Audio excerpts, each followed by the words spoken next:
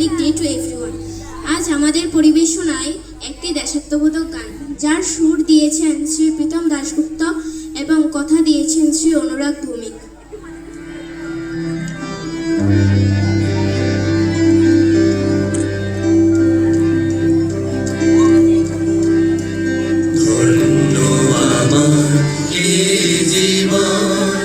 তোমার বুকে জন্ম নিয়ে তোমার কোলে বীর সেনানী রক্তে ভাজায় যে করে জীবন তোমার বুকে জন্ম নিয়ে তোমার কোলে বীর সেনানী রক্তে ভাজায় যে করে আমার জীবন।